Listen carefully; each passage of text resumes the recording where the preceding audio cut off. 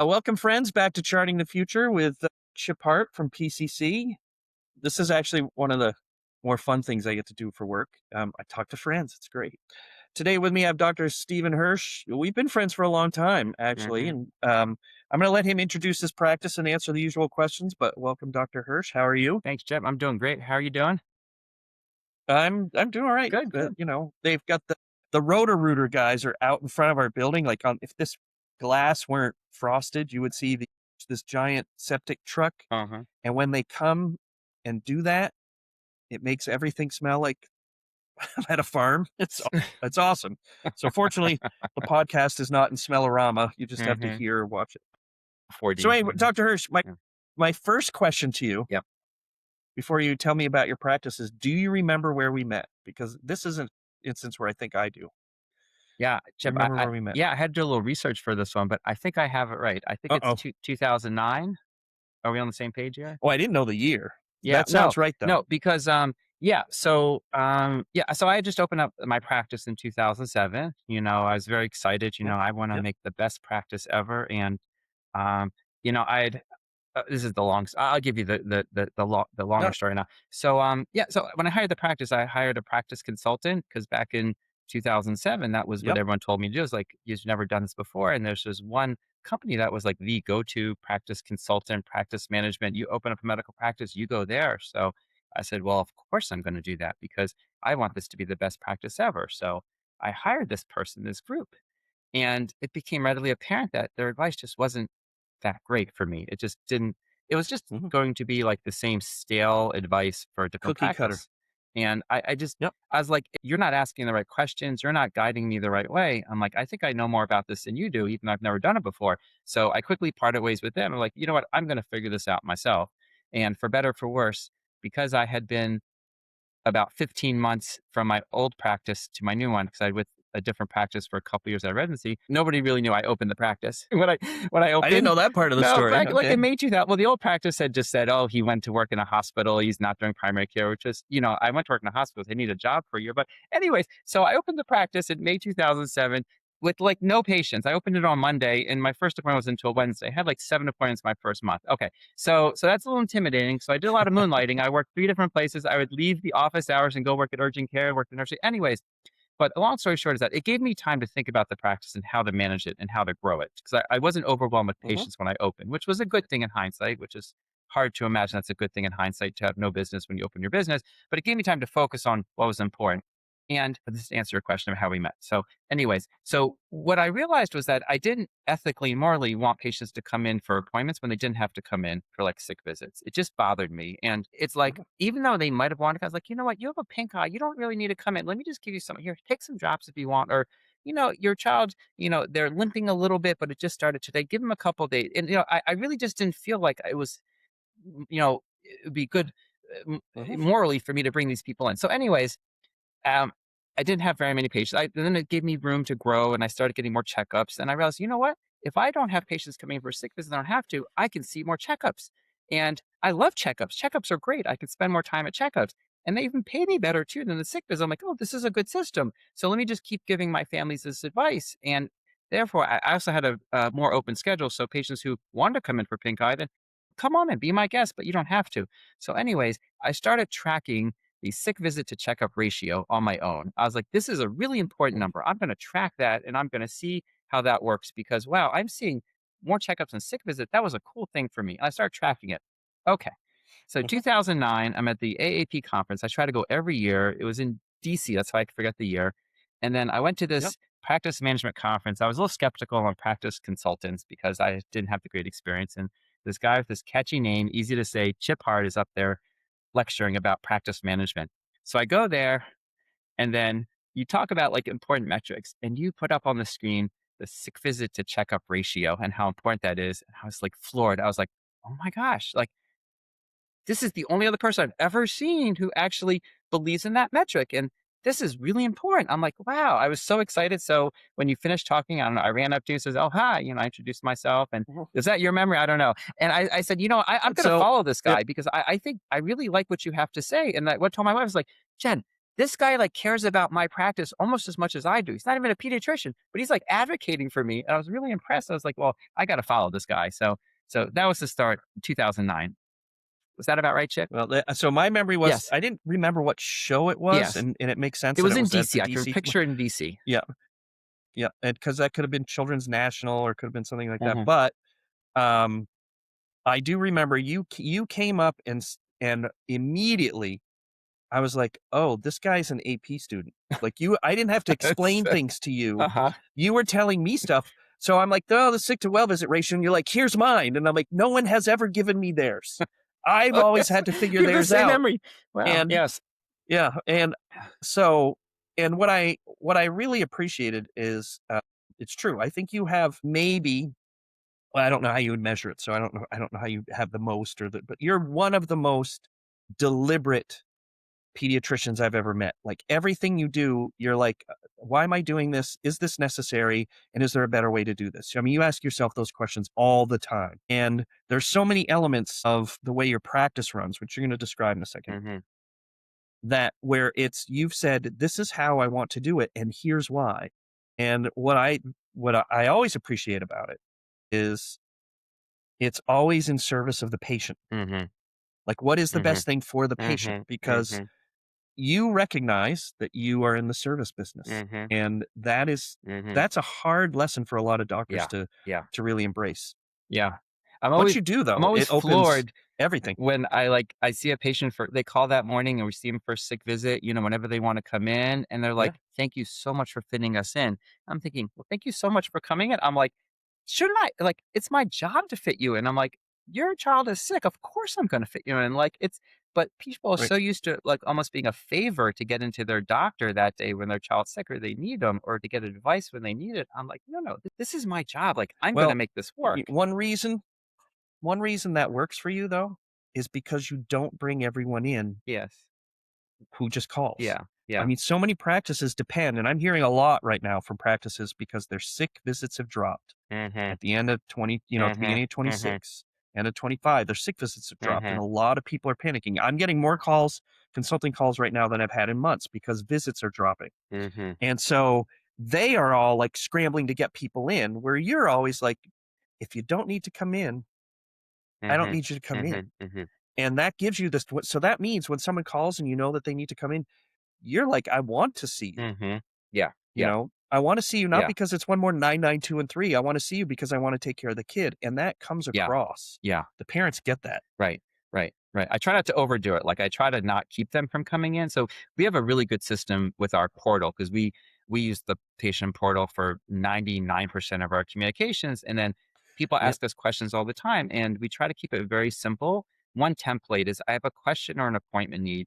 And they write their message. They click at the bottom. It says, I don't need an appointment. I'm not sure if I need an appointment. I definitely want an appointment. Then if you pick maybe an Yep. appointment, you click when do you want to come in? And we look at that and I say, okay, you need an appointment, you'll come in this time. And we match whatever they want. So we know early on when they're writing in, are you thinking you might need to come in? Or are you not sure? Or do you definitely want to come in? Because we kind of want to meet them where they are. If they definitely want to come in, Yep. just so I can look at their Yep. child's whatever, like I'm happy to do that. But if they're like not sure if I need an appointment, then I'll tell them that you don't need to come in.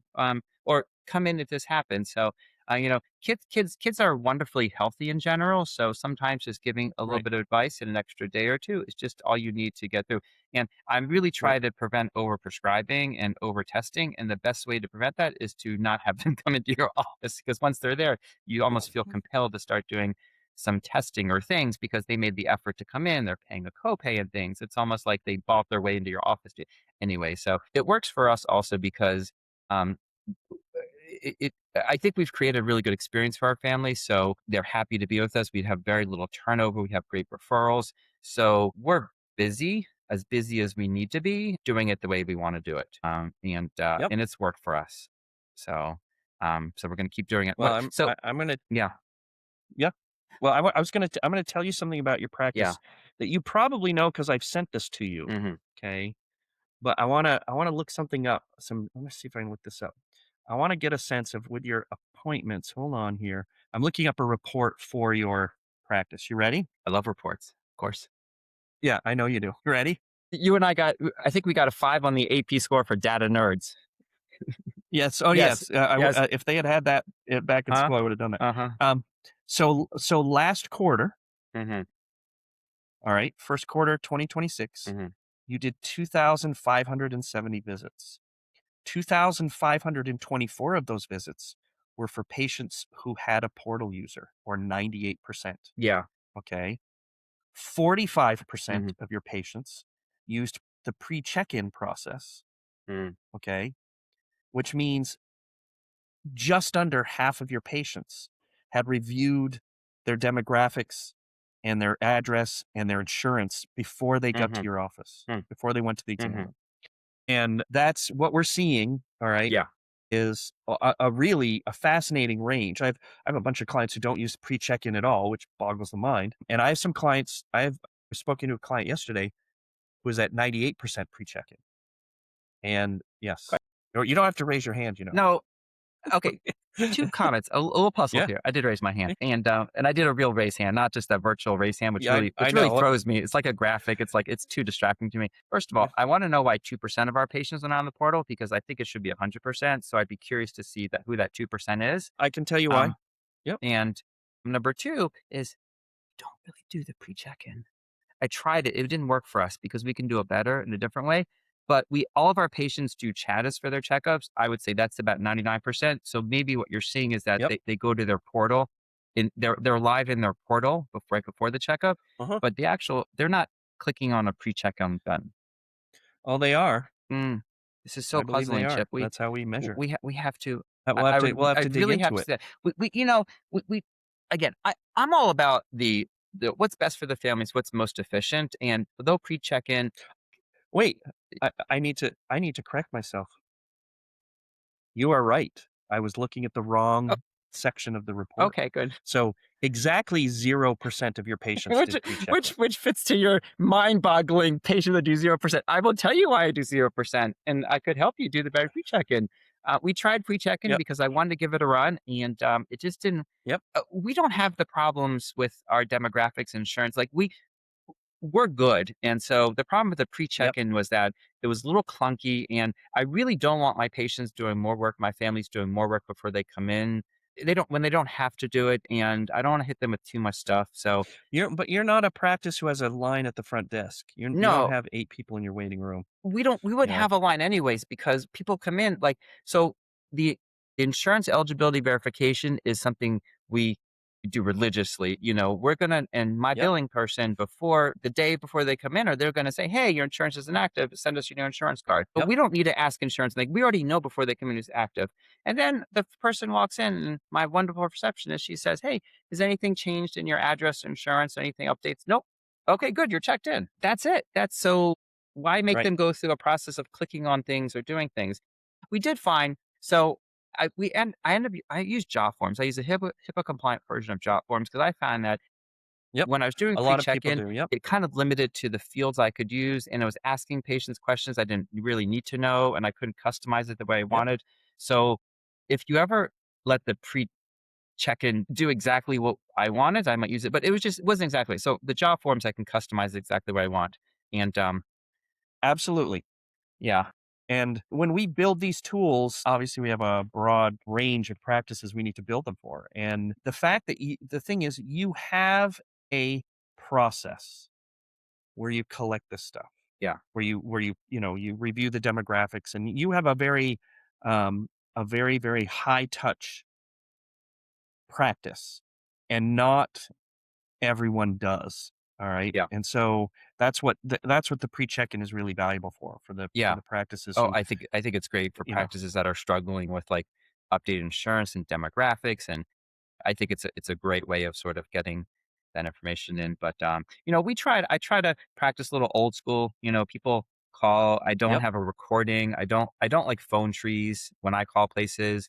Yep. We answer the I agree. phone, and anyone answer we cross-train really well, so my medical assistant will schedule an appointment, my nurse will answer, but I mean, everybody answers the basic questions on the phone, and we have a Yep. good phone system where anybody can pick up a phone anywhere, and our phones don't ring very often because of the portal, which is really the focus here using the portal. Yep. So, Yep. Yep. yeah, I just try to find when people come in, we don't have the medical assistants get histories from the families or the doctors do it. We just kind of we don't want our people to repeat themselves or to to go through extra steps. And so Well, it's we worked. we should tell we should describe your practice though. We've Oh had yeah. this whole conversation Okay. about your practice. So you started your Yes. practice, there you were. Yes. Tell us where you are now. Okay. Right. Tell us Well, where so you are wait, so I started in now. 2000. Okay, I finished residency in 2000 and I joined a group practice for a couple years. It was a great practice. It was a thriving, growing practice. But then when we started talking to the more senior doctors about long-term goals and visions, it just didn't seem to match my long-term goal and vision of practicing. And I had always Mhm. wanted to be a primary care pediatrician. I mean, this is like, when I was 5 years old, I'm like, I'm going to have a practice. I'm going to do primary care pediatrics. It always just fascinated me. And the kids are so much fun. And so I kind of knew I wanted to do this. And so this was a great opportunity a couple years out of residency then to like, hey, I'm going to open up my own practice. So I was like, well, I want to do this right. I'm not going to rush to open, you know, my wife was very supportive of this, and so we were okay to, financially we didn't really have many expenses. I think we might have had one kid at the time, or yes, one baby. But babies aren't very expensive. They're not going anywhere fancy. So anyway, so we had the flexibility to really take our time and build the practice. So it took me. So I went to work in the hospital for years, a hospitalist, which was the last thing in the world I thought I would do finishing residency. But I did that for years. Great experience. So I really Okay. became better at higher acuity care in the office. And then I opened the practice, and I really thought early on, like, I want to open up like a special practice. Like I don't want it to be like, I want it to be an experience that is very relaxing for the families and the patients. Like I want to design something different. I don't know what it Mhm. was, but I wanted to. I don't doctors' offices. I mean, you can look at a doctor's office now and 30 years ago, and the furniture might have changed, but they all look the same. Like the windows and the when you walk in, I was like, you know what? Yep. This is the most Yep. stressful place for families. Like, why don't we do something better? You walk into a spa or a nice hotel or something, and like you get a feeling you get. Um, you know, dentists sometimes do this, some specialists do it. I was like, Yep. why don't we do it? Why can't we do it? And I think a lot of practices don't because practices financially, some do better, some do worse, but they tend not to go out of business. So they still get by. So they think they're doing okay. But I just wanted us to be better. So I did a lot of research and did a lot of thinking and looking around. And I decided, well, we're going to, first of all, we're going to only do things that are in the best interest of the children, like our policies, our procedures, and our things. We're going to set up right. And then we're going to design an office space that reflects that.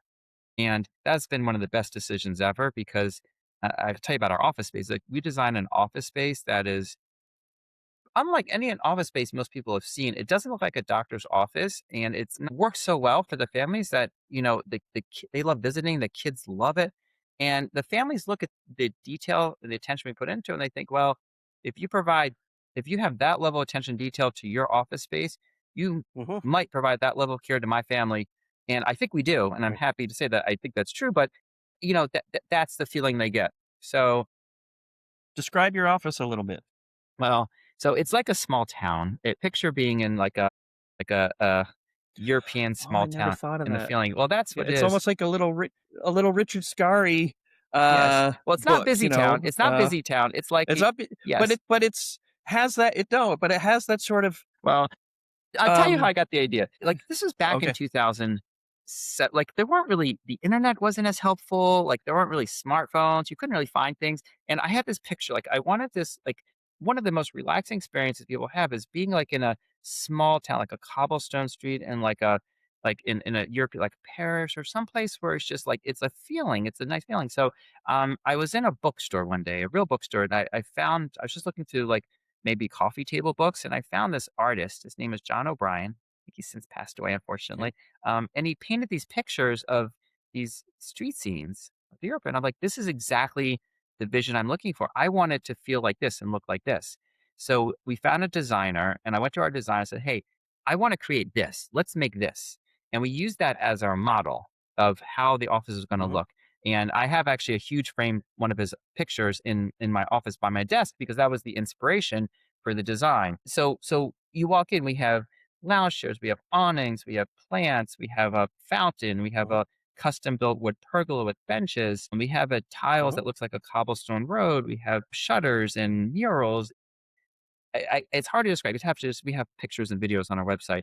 And then, Yep. so that's kind of like when you walk in the feeling, and we have music, we have instrumental music overhead, and the fountain running, and the atmosphere. So you walk in, and you feel like you're in a different, like there's no windows. My receptionist sits behind underneath an awning with a nice countertop, and it's open and airy, and so and we have flower boxes. It's just all the elements that you might see in this vision. So that's like the main areas. But then the exam rooms, then we took that to a different level.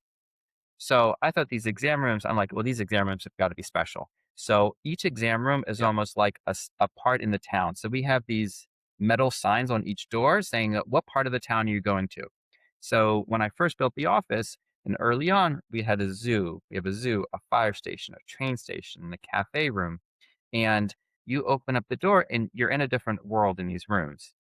And so we decorate them and design them in a way that you really feel like you're in that place. And so, like for example, I have this fire truck exam table, and I love this table. It's beautiful. It really looks like a fire truck. There's steps in it, and I was like, well, I don't want to put like because then what did to sell you the fire truck? I said, well, here's some decals of like firemen and fire scenes, and you put it on your walls, and that's it. It's like, no, no, no, we're gonna make it like a fire station.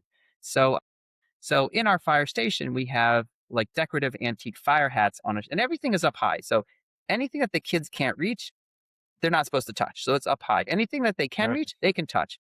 And we went to the fire station and he said, "Hey, do you have any like old fire equipment we can have?" And they gave us a real fire hose that they don't use anymore.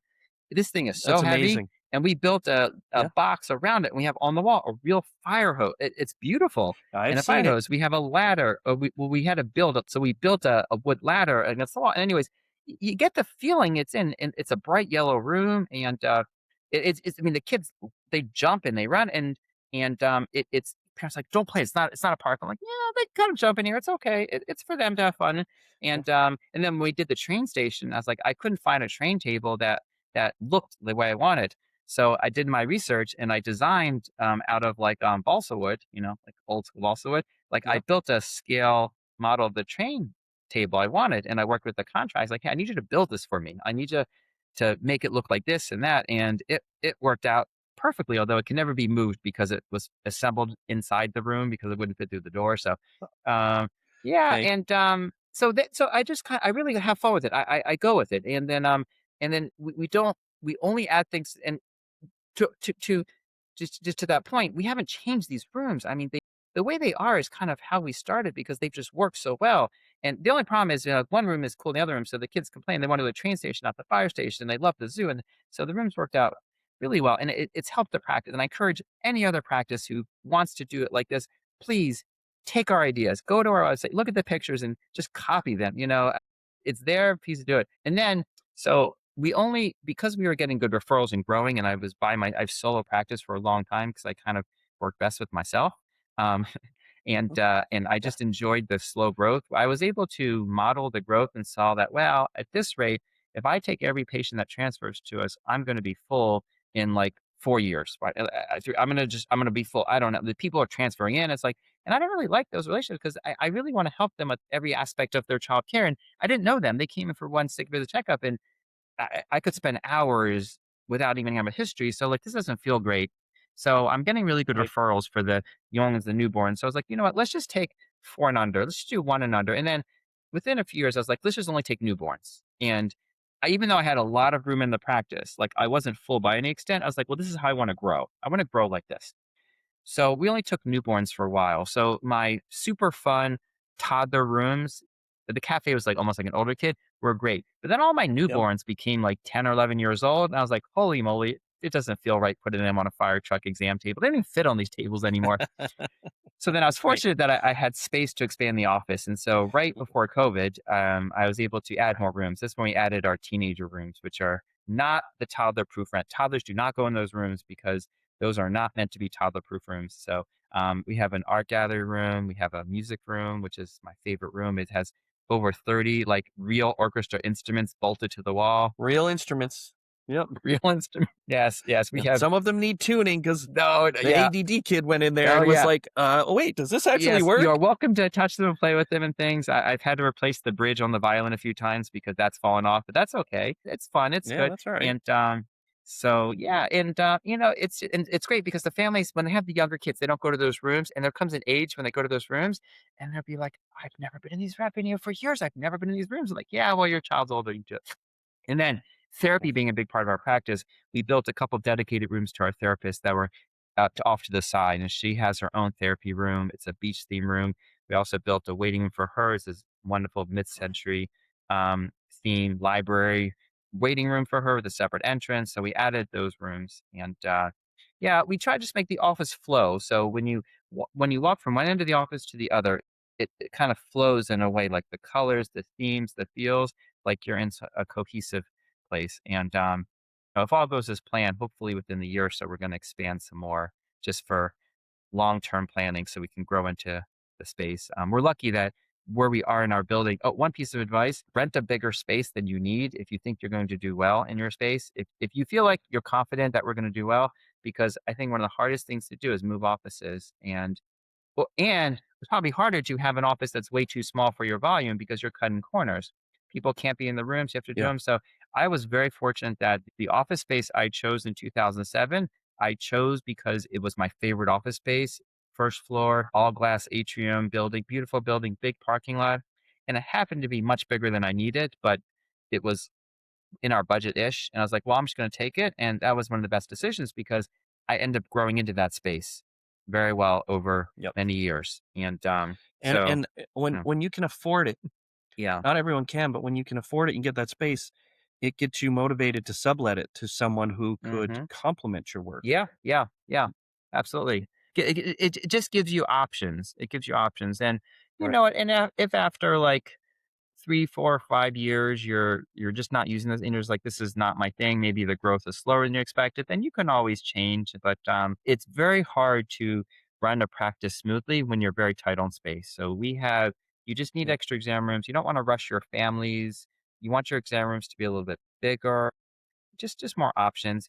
I've redesigned Yep. like our lab space, I've redesigned about 3 times. I'm not afraid to rip out cabinets from the walls, like those cabinets don't work for me anymore. Or if we need Right. more desk space, then just take out some of your bottom cabinets and you have more desk space there or move them over and stuff. So it's like a hobby of mine, the practice and investing in the practice and just trying to make it work. And I think we've been successful. I'm very happy with it. It's just like I said, it's a hobby of mine. And so the two things that I go by, Chip, are like what's in the best interest of the patients and the families, like what's going to make this practice Yep. a better experience, and what's going to keep me from burning out. Okay, so those two things have to work in alignment. Okay, Mhm. so there's an occasional decision where I will do in the best interest of me, Stephen Hirsch, and the other doctors in my practice, because now we have two other doctors, so they don't burn out. So, for example, I never had weekend hours. And I knew for some families that could be a deal breaker because I want to go to you on Saturday. Well, as a solo provider for many years, I'm like, well, I can't work many long hours, 5 days a week, and then go in on the weekends. Like, I need some time with the family, I need some time to recharge. So I didn't add weekend hours. And we have good urgent cares. Now we have very good urgent cares in our area that we refer to. So it's worked okay. And we still get referrals for it. I feel like, when I'm in the office that Monday to Friday, or someone's in the office, we're going to provide the best care you're ever going to get. So it's okay we're not there on the weekends. Plus, if we've trained you that you don't need to go see somebody, that's the other thing is that if you've trained families Yep. that when the kids are sick with symptoms or they have like a cold or they have a fever, but they're fully vaccinated, they don't have to run to your office. Then when Saturday comes and they have a fever, they don't run to the urgent care because oh no, I know what Dr. Hirsch tells me to do. We're good. Let's wait a couple days. Let's see. So they rely upon you less for the urgent weekend visits. So Right. yeah, um, so Which is yeah, often not urgent, no, as you know. it's not urgent. Yeah, well, in their mind, it's urgent, but who knows? Who knows? But Right. or convenience and stuff. So we do, but what we have done those because we don't weekend hours. Now that I've expanded the office, we have other doctors. We've expanded our weekday hours. I think we have compared to other practices our size, we have more accessibility weekday hours, which families appreciate. And then hiring doctors, it's. I've Mhm. been fortunate enough that I've been able to hire doctors relatively easily when we've been looking, because I think, you know, telling the younger doctors they're not going to work weekends, and we don't main holidays were closed, and even though we get busier, I can't imagine ever adding weekend hours because we do fine without it, and the patients, I think, as a smaller practice, they kind of respect that we need some time off too. Well, I think one of the issues is that you are so preventive care and well visit Yeah. focused. and not you are pre-planned visits Mhm. overwhelmingly, Mhm. all right? And not like, "Oh, I need to see a doctor." Yeah. Yeah. That's the practices who lean more Mhm. towards acute care need to be open on Yes. weekends Yes. because Yes. otherwise it They doesn't need the work. But you're volume. like, Yeah. "No, you're coming in for a well visit. I'm gonna give you all the attention. I'm gonna teach you how not to have to come in." Yeah. Okay? Yeah. Monday through Fridays, that's what people don't wanna come in on Saturday for a well visit Mhm. overwhelmingly. Mhm. That's their time off too. Yeah. So, I think that's one of the reasons that succeeds Yeah. for you. I Now think. you ready? Yep. Well, I'm gonna tell you something, Oh, all yes, right? Because please. you said something that triggered me a little bit. Uh-huh. And I remember earlier I said you had like 2,500 visits, right? Mhm. I just looked it up, and the reason I'm doing this is because I have your report in front of me. That's why I was Okay. like, "Oh, I wonder how it's doing." Give me the numbers. You did in fact get eligibility reports for 99.8% of your patients before they showed up in your Oh, practice fantastic. last quarter. That's music to my All right, ears, and yeah. so if I go back through the quarters, you're at like 99 Mhm. 5, 99.2, that kind of thing. Um, the other thing is you averaged, and let me see if this is true. In other words, like, oh yeah, things go up and down, but like it's interesting. I don't know what the variability is, but in first quarter of 2026, you averaged 3.8 eligibility checks per visit, and a bunch of those are automated.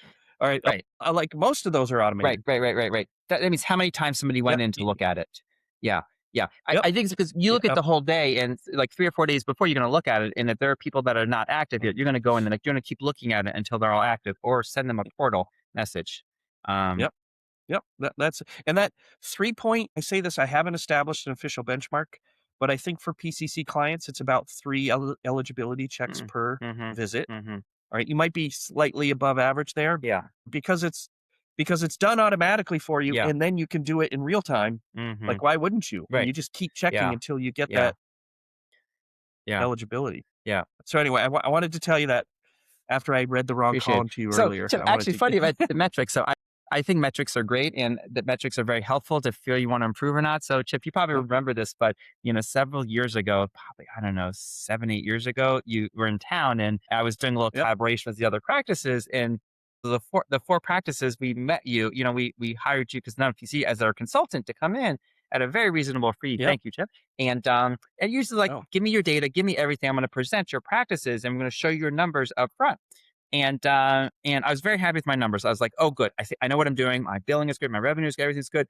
And then you put up a slide of like, okay, and this slide is about percentage of patients that the four practices are doing fluoride varnish, and all four of us had yep, zeros across the board. It was like a public shaming thing. I was like, he's like, yep, "Why are you four practices? You are good practices. Why are you not doing this? Like other practices are doing it. You should be doing it too. It gets paid. It's good care. Da, da, da."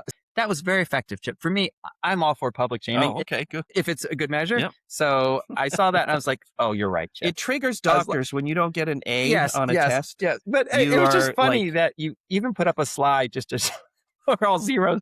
And I was like, you know what, Chip? Okay, "Boy." this is my thing. So then at the next NCE I went to, they had a training session for it. So I went to the training Mhm. session and Oh, I yep, learned it. yep, yep. Yeah, they trained you how to do it. And then I ordered the right one because that time there's some of them required like wet mouth and some was okay with the dry mouth. The dry mouth is easier. So I ordered the right one. And then we started doing the thing about the practice because I'm like the only like partner, the only owner is that decisions are sort of all or none in this. So I'll think through Yep, decisions, I'll talk to through other people. But once we do something, we're going to do it all, right? So once we yep, figured out our system and our flow for the varnish, we just started doing it. And now we went from probably 0% to not 100% because some patients decline and stuff. But for anyone that's eligible, yep. we just started doing it. So, anyways, that was a good use of not good data points to encourage you to do better. Um, Yeah, we know at PCC when we turn on a dashboard measure or we start publishing any sort of hmm KPI, we immediately see behavior change in our hmm practices, like, instantly. Yeah, AR was the big one. The first time that we started it was really the first benchmark we ever shared with people was hmm AR days hmm because so many of our clients we went out and surveyed all our clients. This is, like, almost 20 years ago. We were like, what are the things that keep you up at night?" Which you're about to answer that question. And, hmm they said, "Oh." The insurance companies are making us jump through more hoops. My staff is really difficult to manage. Our AR days are out of control. And you notice, what are the things that keep you up at night? All external factors. Mhm, None of the mhm, doctors said, I'm really bad at mhm, coding. mhm, mhm. None of the things that they can change. It's Yeah. all what other people need to change. So, but we took it at face value when we went looking, and I was like, I mean, this is back in the 90s. Okay. I was like, PCC clients' average AR days is like 29. And back then, the MGMA average was like 30, 35. I Mhm. said, I don't think that's the problem. But we published everyone's AR, not to the we gave each practice their own AR and showed them where they were in the distribution. And I mean, like within 6 months, everyone's AR was down to like 23 days Nice. because There you go. they were like, oh, we There can't do you this. go. They just started cleaning it up. There you They go. cleaned it up. And you can see on the old dashboard reports, they were billing reports back then. You could see in the old billing reports, I could say, that's where we published that one. Yeah. all of a No, sudden, all of a sudden the behavior yes, changes. It's yes. pretty funny. I would, if you ever want to do this data point, I would love to see. I think there's practices, Uh-huh. independent practices, that some practices are feeling burned out in doctors and some Yep. aren't, right? And like, I'd like to see if there's a data point that would track that. Mm. And I've always thought that maybe the sick visit to checkup ratio would track that well. I'd be curious to see if you did an informal survey and just say, on the scale of 1 to 10, how do you feel burnt out? Like, do you feel like you're rewarded in your daily life, or however you want to describe it? And then see if those practices Mhm. that feel less burnt out, because they're not, because the sick visits can burn you. I mean, it's a volume thing. On my day, I might see Yep. 20 patients, whereas a sick visit heavy practice could see 35. And that wears on you. So I Right. don't know. I'd be really curious to see, or if there's some metric or number, It'll be interesting. um, that other than just the finances, like, oh yes, financially better practices, maybe less burned out because they have more resources, but still, is there something else to it?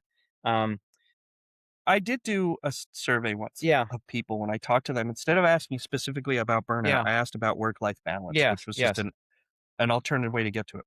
The single biggest thing that I found that affected it, yeah, because this was a broad survey and this included non-PCC clients, so I hmm, couldn't look hmm, up their numbers. But what I came back with was by far the single biggest negative correlation with work to life balance was uh, how many days a week on call you are, oh really? Uh and huh, whether or not you're on call. Oh, uh yes. huh, And so the people who are like the yeah, solos who are yeah, on yeah, call all the time, they had the highest burnout ratio, let's call it. And the people who had no call, uh huh, because there're a bunch of people who yeah, don't have any yeah, call, they were like, "Oh yeah, I could do this for another 10 years." And it was that ability to be able to check out yeah, of the yeah, practice, uh to huh, not have call. yeah, At second place was the ability to take a vacation. mm-hmm, mm-hmm, yeah, Those had a big effect. I know yeah, your point's very valid. yeah. I'm gonna ponder that. Yeah, I'm gonna ponder that. the on-call thing is interesting because when I opened the practice, I had left a group practice of 5 doctors, and when I was on call that 1 day a week or that 1 weekend a month, it was busy. Like, do not go to a Yep. movie, do not in the winter. It would be like, "Oh, hi, doctor, you have 6 calls." I mean, it was so busy, and yes, it was Yep. life-changing.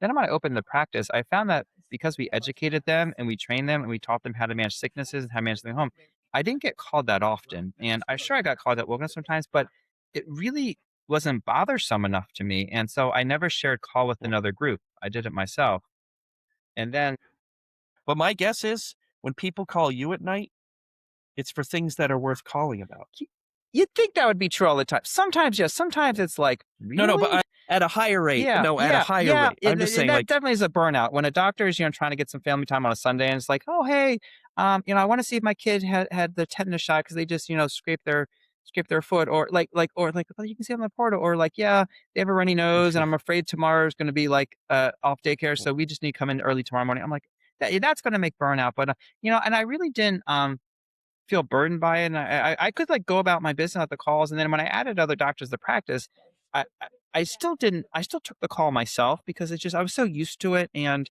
um right. but, what we did, Chip, just to that point is that, now that, we're bigger enough and I was gonna have the other doctors start taking call, and they have little kids, and so maybe not something they're as interested in doing call, we actually signed up with a call service for the first time ever this past Yep. December. It's new, and it's a local company, and, it's where basically they do the triage because we're open from 7 a.m. to 6 p.m.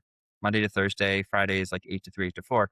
So we have longer hours, but they take the call the minute we close to the minute we open.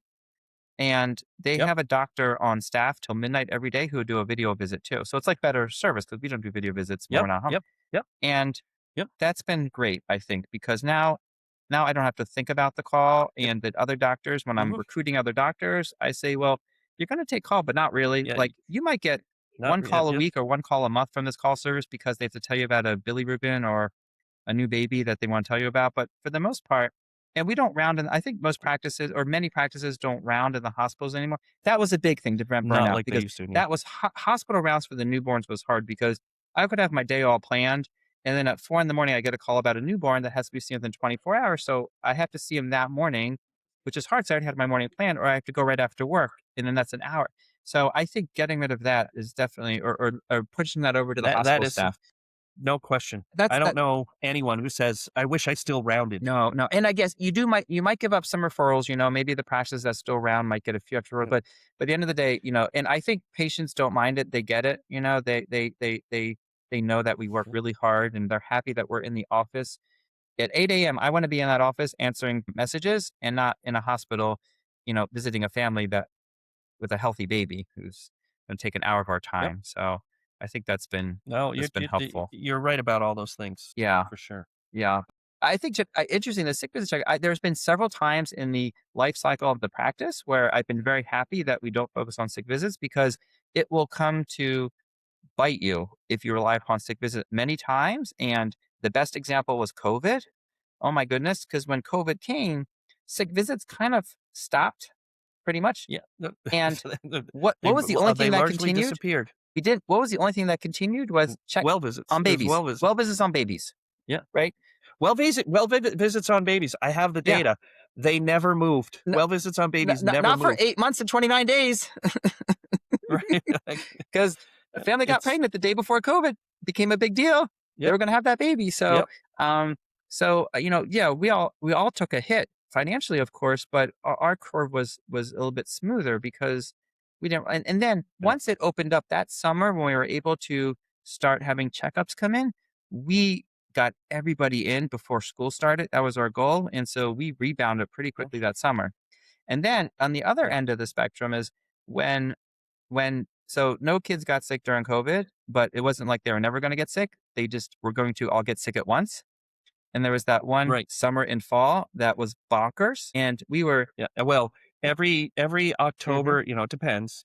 Every Octoberish, 21, 22, mhm, 23, those were the busiest in history. history. Yeah. 24 was about even with 23, Hmm. and 25 is back down towards 2018 levels. Hmm. And that's what I'm saying nationally. It's amazing. Everyone's So I but think the yeah. practices that were dependent on sick visits, I think they got overwhelmed. I mean, we were busy. I mean, we were keeping our heads up, but I think if you are, I mean, I can't imagine the volume we saw and then make that expensive. Yeah, it's great, but for that short period of time, it can overwhelm the system in a way that's not fun. So yeah, I think it just and we every month, I like the dashboard. I always look at our overdue checkups. We schedule checkups a year in advance, so they don't leave the office without their next checkup scheduled. And as long as we can stay on time for our checkups and make them very valuable to our families, like they feel like they've accomplished something that their 13-year-old is better for them coming for their checkup, then they're going to take the kid out of school because it's quick. We get them in and out. We do things. We talk about Yep. important things. Yep. And so they'll schedule a year in advance during the school day because we'll get them in and out. So when every month Yep. comes and I look at our Yep. dashboard and I look at the overdue checkups, we just have a handful of kids. I mean, All right. I'm everybody going to needs tell their you something checkup. else about your practice that maybe you do, maybe you know, maybe you don't. Yeah. I don't have an official benchmark right now Hmm. because I've only been looking at things by hand and Hmm. working through clients. One of the things we've been measuring is the amount of time that a patient spends in the office. Yeah. It's Yeah. impossible to accurately measure how much time the patient spends with the doctor Hmm. because everyone behaves differently. Everyone has a different level of discipline marking like where the patient is in the process. But everyone is pretty good about marking when the patient checks in Hmm. and then when the nurses say it's the patient's gone because then that room opens. Hmm. Okay. Those are two that Yeah. like the beginning and the end we know. And what I've been seeing, it's really interesting. What I've been seeing is that for most practices, the average length of time from when they check in, now that could be waiting for their appointment, getting dressed, maybe even nursing in the office, doesn't matter, but between when they check in and when they check Hmm. out, the sweet spot for most practices is about 50 minutes, 50 to 55 minutes. All right. That is, so if Yeah. you're a mom and your appointment's at Even for sick 11, visits you can, too? yeah, this is across all Okay. visits. Okay. Okay. This is across all visits. Yeah. All right. I can break it down by visit type, but Okay.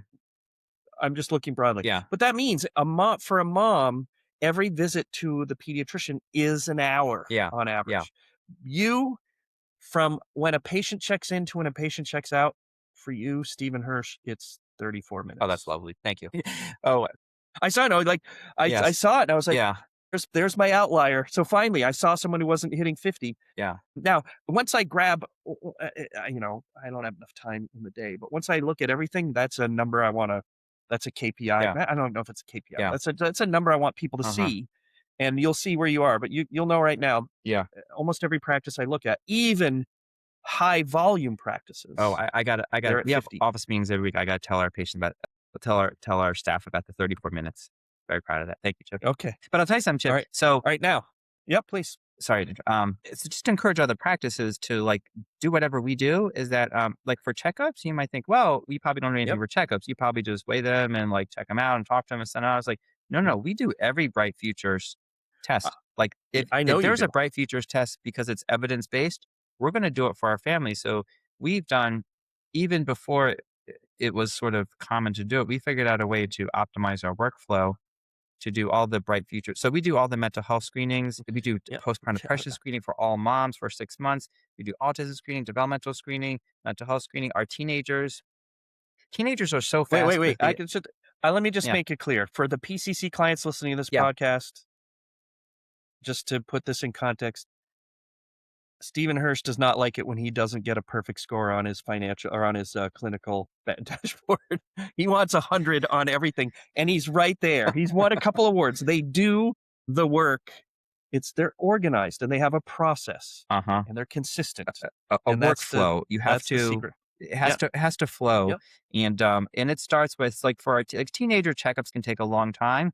So when they come in, we have a Chattis survey. We've done Chattis for many Yep. years that has four Yep. teenage screening tests. It used to have like one at a time, but they have to click and enter. We give them a second one. Then we ask the folks at Chattis, can you design us where the four surveys just lead into each other so they can go continuously? And they did. So we give the teenager a tablet when they walk in, and they're whipping through Yep. that confidential, without their parents watching or Yep. doing. And then by the time they get to the room, they've already done the four surveys we need. The MAs go to Chattis. It actually goes to PC. It syncs to PCC now, which is great. And we've done Yep. that. And yeah, I think those screening tests are really really important. Big part of Bright Futures I is asking those questions can't agree more. and then having a Can't agree system, more. having a therapist in the office, Chip, that was a great thing we added years ago because when you're I think a lot of practices are intimidated with some of the mental health screening because you get a lot of flags and you're like, uh-oh, this is a flag Yeah. Now what do I do? and do I sit here and talk to you about a half hour about managing the situation? Or do I give you a community referral, which won't happen because either they're cash only practices, there's a wait list, they can't get in, there's no availability, or do you have your therapist in the office who can see them that week? And so we're done with the I'm appointment. just gonna Yeah. Like, hey, introduce you you. know what? Can I have, and we have a workflow where we'll do an internal referral for mental health therapy that goes to our scheduler and then she'll get the message and she'll call the family that day and say, hey, when can you bring your son in? We have an opening here. So Yeah, I think just to keep that the workflow. dam is breaking on that, Yeah. and the secret to that success is that we just need an army of mental health Yeah. therapists and I clinicians, think and it is. that's the You're right, Chip. The more people co-located, the more these private cash only practices are feeling a little bit of the lower volume, and the more they have to yep. change their model a little bit. So our therapist, I think she loves the fact that she just gets to see the kids and doesn't She have just to worry rolls in about and rolls billing or home. insurances. Yep. We take the Yep. insurances and Yep. yeah, Everybody yeah, wins. everybody wins. You just have to have this goes back to the extra office space because the main downside is that you're going to use up one or two exam rooms. So if those exam rooms were revenue producing rooms for patients, you're not going to win financially or it's going to best. But if you have the space to build out so that doesn't affect your flow, then it's a win-win situation. So yeah, it's worked out well having that. So So, all right, I want someday, maybe I'll have this podcast evolve to where I'm going to have people get their cameras like you are now on their phone, and we're gonna walk through practices. That's one thing I wanna do. Oh, yeah. Maybe I'll do that, and I'll come back to you. Alright, so here I got a couple questions for you. You Oh, know the yes. drill. Sure. What do you got? Alright, what's keeping you up at night?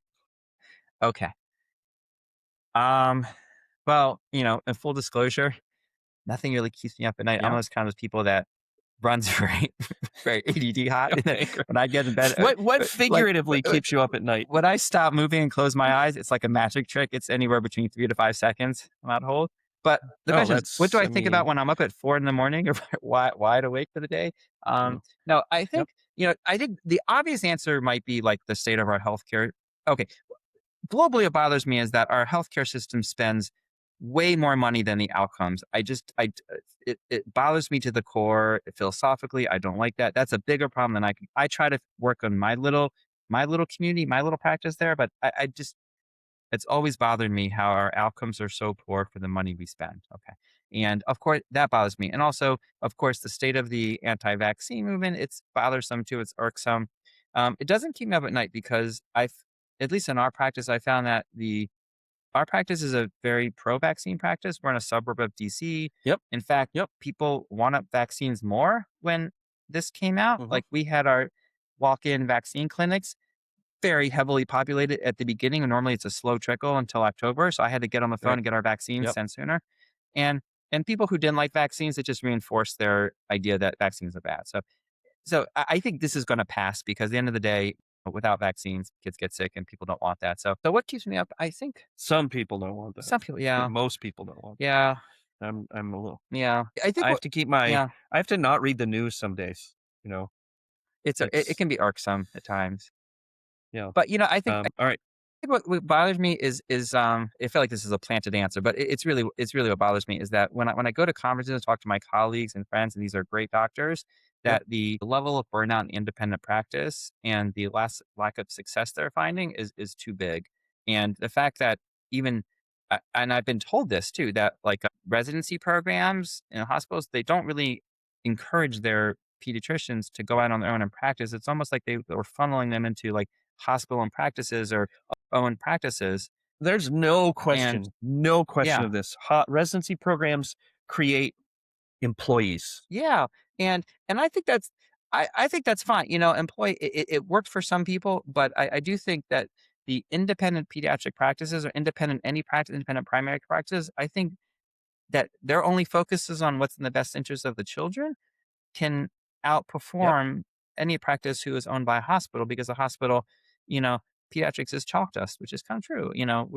We're Yep. nothing compared to the amount of cardiac surgeries that the hospital can do and their referrals for the higher acuity things. So it kind of bothers me. I wish there was, and I think PCC does a great job helping independent practice stay independent. When I fled my old EMR because they were so unreliable in 2020 and joined PCC, I was like, this is the way to go because it gets your independence back. Right. And that's your PCC's tagline. It's what is the tag? It's the charting your no PCC is Oh, of this? no. Your PCC has a tagline about being independent or Oh, tagline. I'm sorry. I thought you were saying timeline. no. PCC control your future. Control Well, your control your future yes. was yes. Yes. It used to be work smarter, not harder. That Mhm. was a long Mhm. time ago, and Mhm. then became control your future specifically for the reason that you are talking Mhm. about. We it's about autonomy. Mhm. It's about the ability to make decisions Yes. for yourself and Yes. your patients. Yes. Yeah. So the autonomy. Um, And I think COVID yep, put a spotlight on that practices that, COVID was so hard. You had to make decisions on the fly. Do we bring this child in or that? What age? Do we offer the COVID vaccine here or when? Do we do COVID testing and things? And if those decisions weren't out of your hands and in the hospital's hands, then that was hard because you couldn't manage the way you yep. wanted to. So I guess what keeps me up at night or makes me worry a little bit is I don't know. I have a feeling less more practices are going into the ownership model by like the private equity and hospital than are forming on their own. I don't know that for sure, but maybe that pendulum will swing back. I'm not sure. Yeah, I think I can tell you that we've done more startups since COVID than we did in the 10 years before that. Hmm. But I mean, maybe 2 or 3 times. Yeah. So there is a huge movement, but the practices have gotten smaller. A lot of the bigger practices, the people who had the energy and organization to put them together, a lot of a lot of them have run out of gas, and Yeah. they don't have good succession plans, Yeah. and those are the ones that get picked off by PE. Yeah. Um, I think it's hardship. there's a lot of that. If you've been burned, like you had a bad HR experience, I've heard some practices where Yeah, en masse, like their entire front desk quits en masse or something, and you've been burned by that, and those couple things happen like that within a year or two. I could definitely see it's like, you know what, I can't do it like this anymore. I need some. I need to get a paycheck and to be able to go home and not stress over this so much. But yeah. I know, I think there's room for both, yeah. but the amount that we squished independent practices are less expensive and provide better Oh care yeah. and have lower Oh, burnout. without question. And Yeah. yep, yeah. Yeah. So, So all right. So I wish we could do. what are you looking forward to though? All right. We talked about what's going wrong in our industry. What are you looking forward to? What excites you? Oh, well, I'm an What's optimist, cool? so I look forward to everything. Yes, you are. Yep. So actually, I mentioned this before. So the practice is growing well. I'm very happy. I'm looking forward to Yep. continuing to grow the way we are in kind of a smart growth pattern. And there's some additional office space that's vacant next to my office. And so I've been Okay. practicing now for about 25. Yeah, I don't know. I have another 20 years to go, maybe more. I'm not sure. But so Okay. I want to grow this office. So I'm going to take this opportunity this year to add more space beyond what we need, and just to I love building the exam rooms are sort of my that's my hobby. My dream is to build. So I have more theme Yep. exam rooms I'm going to build. Stay tuned.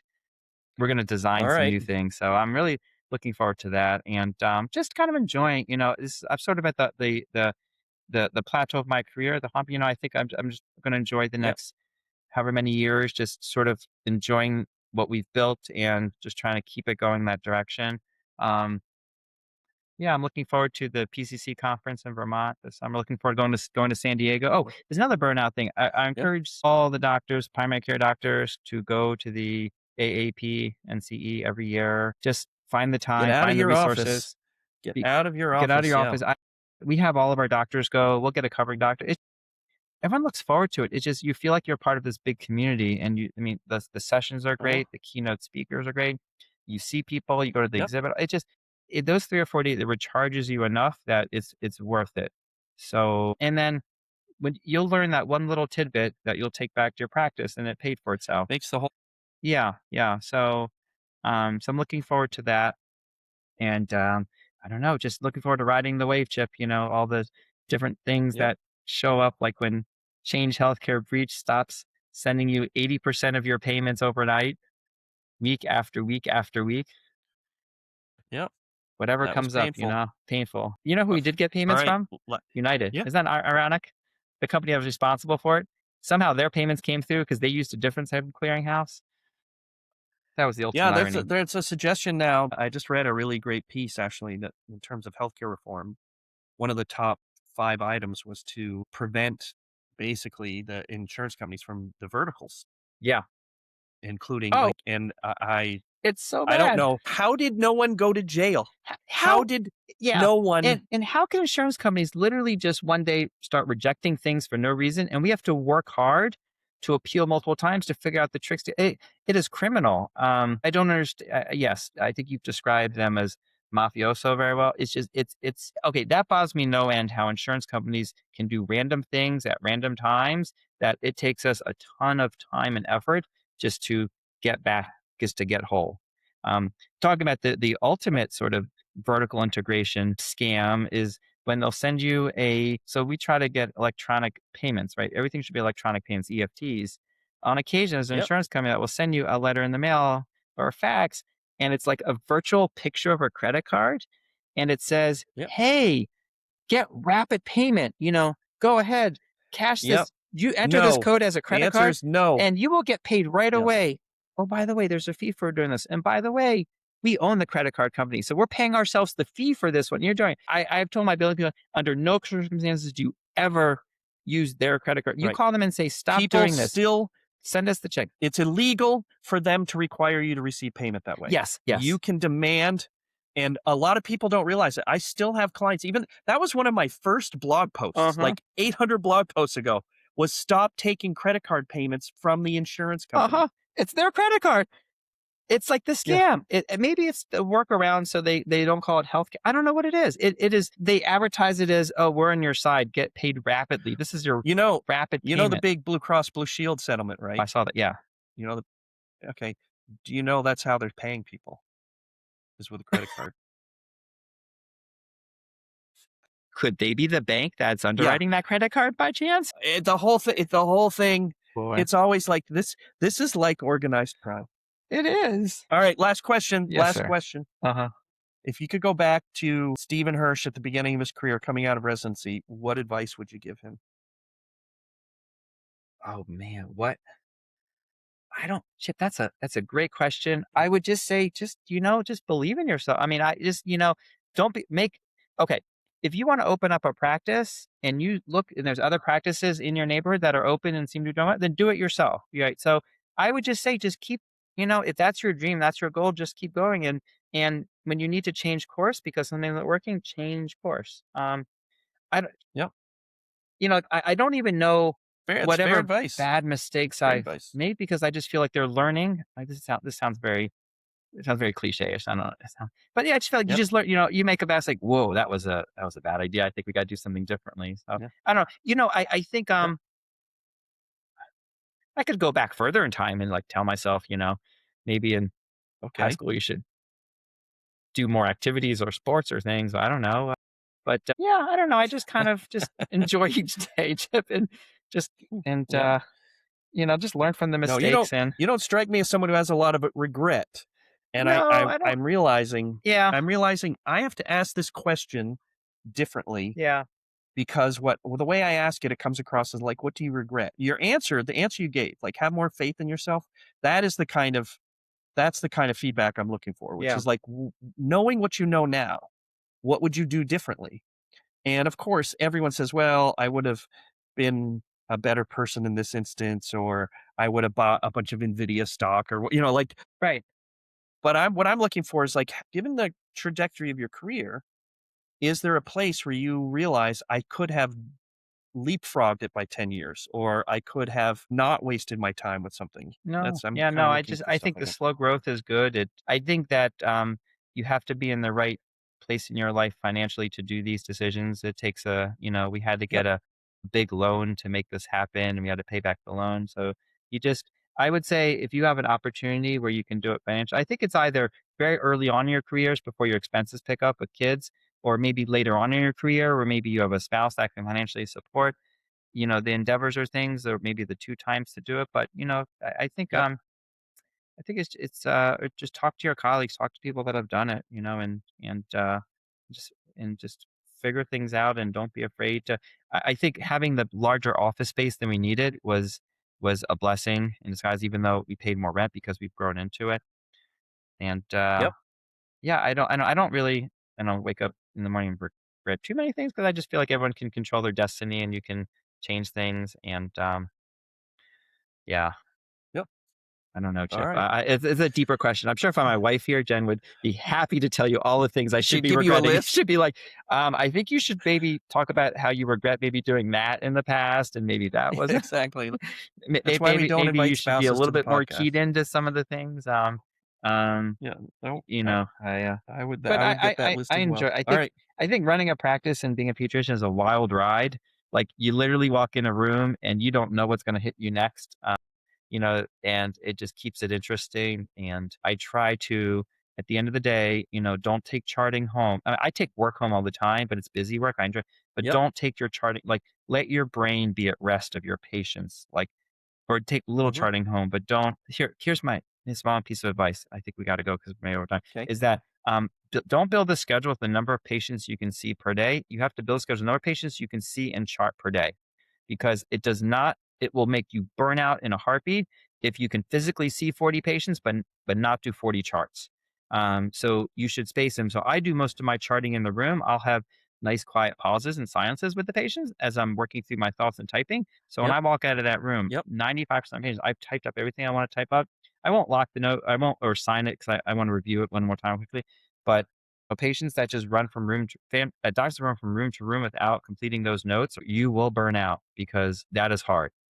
And you don't Yeah, remember no, I think everything. you're Your right. documentation isn't as good. So I really wish when offices built their schedules, it was built on that philosophy. That's my piece of I advice. I'm think gonna leave with. I'm gonna chew on that. Like, I'm gonna share that with some people. Yeah, Um, yeah, all right. Well, Stephen Hirsch, thank you. I think I'll see you in July. I yeah. think that's when I'll see you next. Yes, you're. And Are you coming down? No, that's the children's. That's the medical one. You're coming maybe in December if you're yep, coming for that one. Yeah, in but I'll December. see you on. Yeah, I don't know if they've invited me yet. I couldn't come last year because I had some sort of blocker. I can't remember what it Oh was, but yeah, that I might missed you because last year. I've been there Yeah. for 10 years. Like, Mm-hmm. I love Yeah. that. That is one of my favorite events, and hopefully So I'm I still think on they're the all your list. We'll favorite see. event. I listen to your podcast all the time, and you're like, "This is my favorite event. This is my favorite thing." You have favorites. Yeah. Children's Na I mean, there are things I love to do. Yes. Women in pediatrics, I'm Huh? Yeah. privileged to be able to go to that. Pediatric CEO, love that. The users conference, obviously. NCE is a little funny. Children's National has the most diverse and attentive crowd, Mm-hmm. I think, in general, of any of the Oh, events I go to. I'll bring that back I to them. love going to the Florida event. It's just a totally different Yeah. vibe, okay? Uh huh. I love some of the smaller events I do. I just did New Hampshire, and it was just a small, tight Yeah. room, and Yeah. everyone was great. Yeah. But Children's National is this huge room Uh huh. with in crazy diversity, Mm-hmm. and I'm just talking by diversity, I mean practice types, human types, Mm-hmm. just Mm-hmm. the Mm-hmm. and everyone is paying attention. Mm-hmm. Like, people, Mm-hmm. like, I go to some events and people get up and walk around but at Children's National, they are locked in, and Yeah. so that Yeah. Mark Weissman did an amazing job for years. Yes, Like, he did. he He grew really, that many years. Yeah. He uh, just yep, retired. So yep, last year was his I first year know, not running it, but or maybe yeah, last year was his I was last year running it. But uh, yeah, no, yep, it's I'm fun. And sad for that, but good just, for him. getting out, seeing your colleagues and just sharing a day off, and yeah, it's worth it. Yep. Well, All right. Well, thank you. thank you, Jeff. We'll see you. Thank you for letting me talk, and I'm always happy to get on my soapbox, but I hopefully other practices, you know, listen to your podcast and learn the things that you speak about, and get them going in That's a why good we do it. direction. I need them to see people to see that there's always another way to Yeah, do and if something. you're All right. Well, thank you. and you didn't pay me to plug No, go ahead. PCC, but I'll say if you're not happy with your EMR, just think about changing. That has been one of my best decisions when I was Yeah. unhappy with the EMR, and it's worth it. You're going to pay the price one way or the other. So either you're going to pay it with your Yeah. humanity or a little bit out of your pocketbook, but you know, um, if that's a good piece of advice if you're running into problems. All right, Jim. Well, I appreciate Thanks, that. Jim. All right. All right, Jim.